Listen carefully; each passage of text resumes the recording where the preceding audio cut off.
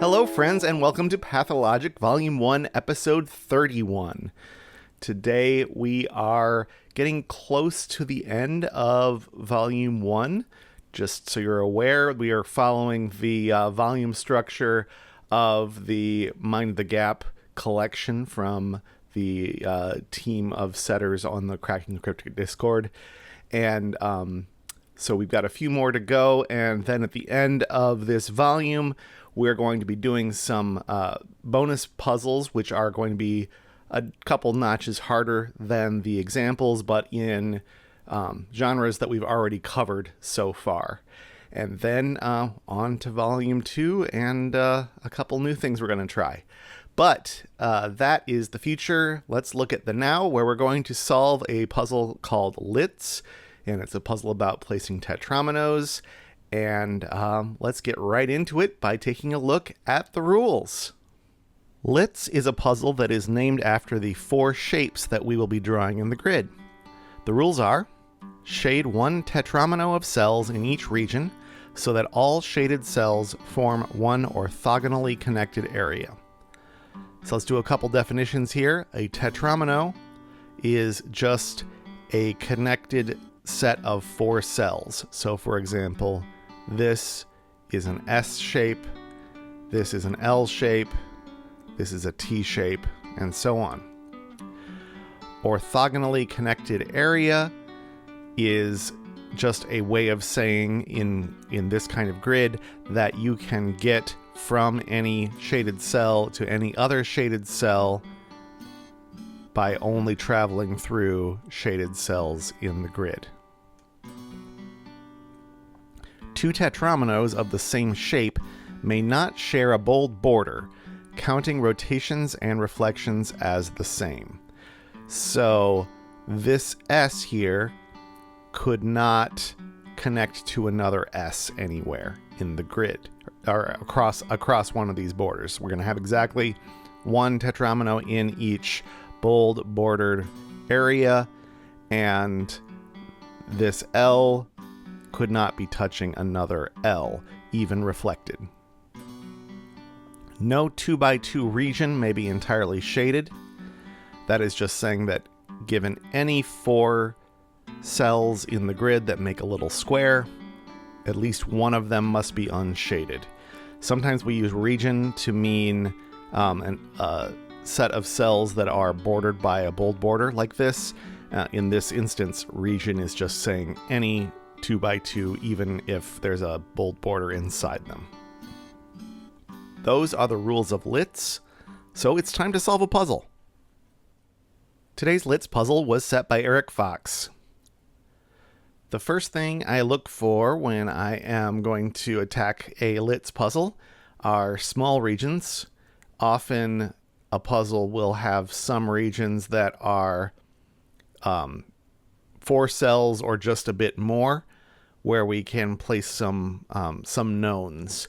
And I see a T shape here that is completely defined, as well as an L here that is completely defined.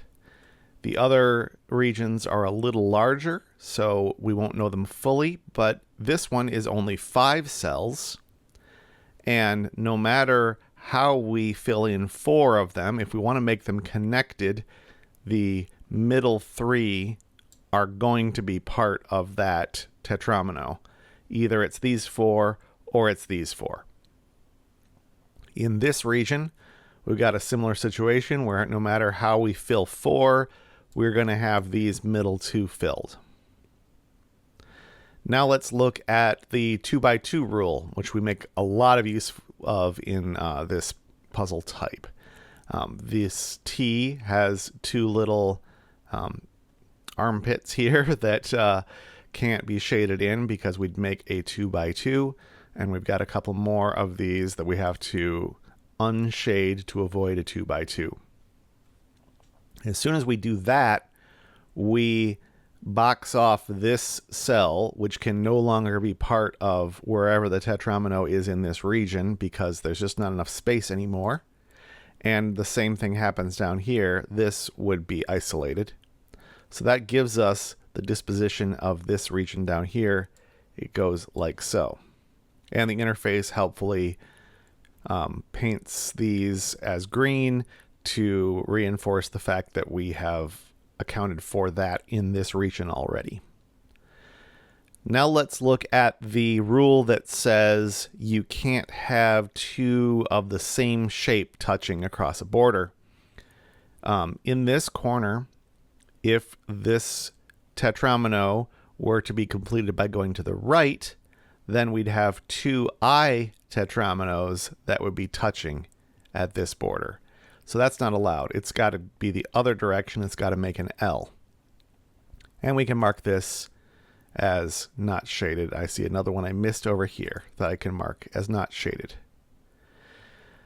Great. So let's go back to what I was saying about when we've unshaded a bit, we can sometimes bits get cut off. This is an example here. 2 is not enough to have a full tetromino. Here, there are 4 cells, so we could put an I there, except for 2 problems with that. One is that we'd have an I next to an I, which is not allowed. And the other is that we would have a 2 by 2 shaded region, which is also not allowed. So it's not these 4 cells. None of those are shaded. The 4 shaded must be in this area, and out of these 5 cells, the middle 3 have to be involved. And again, if the 4th were here, then we would have 2 L tetrominoes touching each other. This one's actually a J, but J and L are considered the same in this because reflections are considered the same. So this cannot be shaded, and in fact, this must be another I. Okay, let's look at this slinky region around here.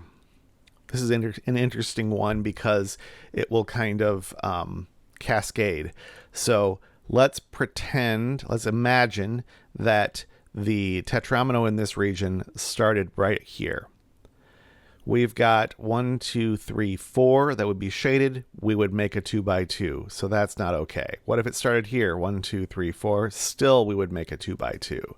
Here, 1, 2, 3, 4. Still a 2 by 2. Here, again, 2 by 2. Here, again, a 2 by 2. So all of those are eliminated 1 by 1. That leaves us with only 4 left. They have to be shaded in, and this can't be, or we'd have a box. The other rule that we can play with that we haven't touched yet is the connectivity rule. So we know that all of the shaded cells in the grid are connected, and we've got a little group here that is mostly cut off from the outside world, so it's going to have to escape right here. And as soon as that happens, we know a bit about this region because it's got to contain, the tetromino must contain this cell. So this can't be shaded because it wouldn't be able to connect there.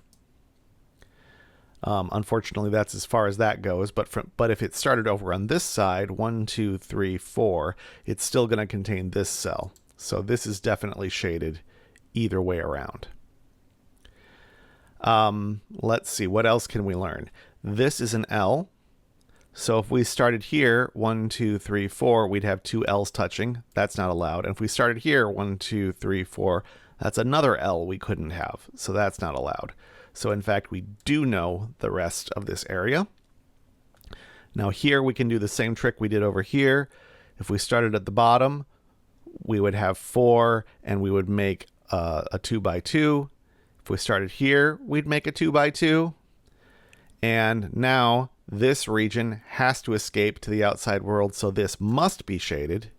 It must go 1, 2, 3, and one of these 2 directions. It can't get this far. But if it went up to make an I, then we'd have 2 I's that touch, and that's not allowed. So this has got to be an L. Okay, so we only have 2 regions left to deal with. And I can see that the problem we're going to face is how do we get this cell to be connected to this cell? Because it needs to get through this huge expanse to get over there. So let's look at a couple possibilities. We've got this region that is either going to go this direction or this direction to connect to the outside world. Let's say it goes here. Then the farthest we can reach is one of these cells. That's the farthest we can get in a tetromino. And none of those reach the end of this region. So if we try to escape from here, we're not going to make it. So in fact, this is where the tetromino starts. And now we can, since we have one end of it, we can mark as unshaded any place that could not possibly reach. It can't get here. It can't get any farther than 1, 2, 3, 4 like that. And it's going to kind of make a little angle pattern there. This also can't be reached. So these are the possible other ends of that shape. We can't possibly reach any of these, which tells us a lot, actually, because now we've cut off all of the avenues of connection except this cell right here needs to be the connection. Needs to come down like this, and it needs to reach this one, which we can do either by shading this cell or this cell. None of these are going to be reached. If we shaded this cell, we'd end up with an S next to an S, which is not allowed. So it's got to be this cell completing that whole region. And now we need to get this T to connect to this L somehow. How's that going to happen? Well, let's see. Could we not use this cell? Would it be possible to avoid this cell? If we did, we'd have to go around the top, and 1, 2, 3, one more is not going to be enough to reach that. So this has to be one of the cells involved. Could this be avoided? I don't think so. The same problem. We'd have to go around here, and we couldn't connect up. So this has to be another one. Okay, great. So we're going to now hook up with this L. Well, let's just clean this up by marking some of the cells we know we can't possibly hit. Could we get down here? 1, 2, no, we can't. So that's definitely not shaded. So it's one of these two. That's the connection. We don't know. Let's see. We can't go as far as this cell the other direction, because then we'd need 1, 2, 3. We need all of them to reach there, and we wouldn't be able to connect over here. So this is out. All of these are out. So it's just this little region here. We could go straight over and connect here. And then we would, let's just show what would happen if we did that. If we connected directly, we have to place one more cell in this tetromino. Where could that go? If it went here or here or here, we'd make an L, which is this shape, so that's not allowed. And the other possibilities, here or here, are going to make a T, which is that shape. So neither of those are possible. So if we went straight across, we'd be in trouble. So in fact, that is not shaded, which means we must come out from this direction, making an S, and that's okay, because S, T, L, all different shapes. So we don't have the same shape ever touching. We have filled all of the regions. We're all connected. Let's check. It is complete, and that is how you solve a LITS.